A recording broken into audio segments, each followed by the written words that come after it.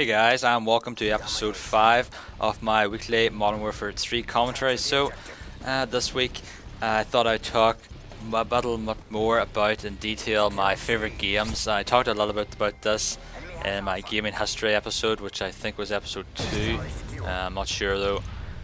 So yeah, I'm going to talk a little bit about my favourite games on pretty much all platforms and consoles. If you watch my gaming history one, you'll know I started out on pretty much the PS1, I think, and computer games, and then moved on to PS2, and then Xbox, and then pretty much PC.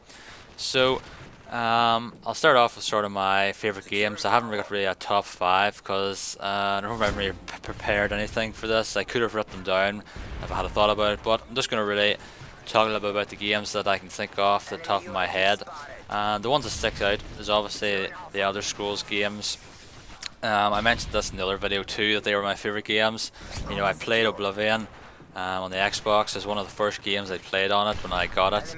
And I'll admit, at the first time I played it, I couldn't really get into it, and I played about 10 minutes I think, and I got stuck somewhere and I couldn't do it. And if you know playing a game that you get stuck on, or if it's really hard, you don't really want to play it. So I left it for a few weeks to think, and then I went back to it and lowered the difficulty. I actually found that you could lower the difficulty, which I didn't really look for, I guess, the first one, because I haven't been playing games that long at this point. But yeah, I really liked that game once I got into it, and I pretty much played a lot of it. I put a lot of hours into it. You know, it's one of the, I think it was the first game I got the full 100% gamer score on. Which is pretty nice because there's a lot of quests you can do, and it's pretty easy to get the full 100% gamer score in Oblivion. You just do all the quests, you can do all the guild stuff and like that. Yeah, that's a really great game. It's definitely one of my top 10. So other games I like the Fable games as well. I know a lot of people don't like them for whatever reason, but I did. I played a lot of Fable, the very first one. I remember staying up to all hours in the morning on the Xbox, chopping wood and stuff like that, doing this stupid stuff that isn't really important. Yeah, I really liked it. Liked Fable 2, Fable 3, all them. It's a great story, I think, on them. Other games, Gears of War, I liked them too. I think I mentioned in the other episode too that Gears of War 1 I didn't really like the first time I played it too. Then I got into Gears of War 2 when it came out, and I think Gears of War is one of the best games for story there is out there. I played that on the Xbox. I played most games on Xbox up to the last few months really. Yeah, Gears of War is one of my favourite stories of all time. Definitely Gears of War 3 is one of the best endings. Really dramatic and action packed, which I love. So other games, I guess you could say I like Modern Warfare 3. Story was okay in this one. I didn't think it was that great, to be honest. I'll always say, and I think everyone agrees, COD 4 was one of the best ones just for story and for the multiplayer at its time. Obviously the graphics aren't as good now as we have in Modern Warfare 3 and soon Black Ops 2. But yeah, I found it the best. Had the most fun with it online, playing with friends and stuff. And the story was really good, I thought. And a lot of fun doing that with Veteran, as you probably know. It's a really tough game to play on Veteran if you're like me, and not very good. But yeah, I probably should have mentioned that this game plays a little bit of Domination. I can't remember the map name. Whatever, it doesn't matter. Yeah, back to games. Other games I really like RPG games, like Skyrim, you know. But one of my favourite games on Xbox was Dragon Age. I really loved that game, and I don't really know why I liked it. I just really got into it. I think I bought it just, it was on the sale or something, and I started playing the very first one, and it was really addictive. There's a pile of different starts you can do, and once you finish your first playthrough, I had to go back and do your very sort of race character to see the different playthroughs. And yeah, I really liked that game. The second one too, I really liked. Played a lot of it too with the different character starts, and I got a lot of hours built up on that.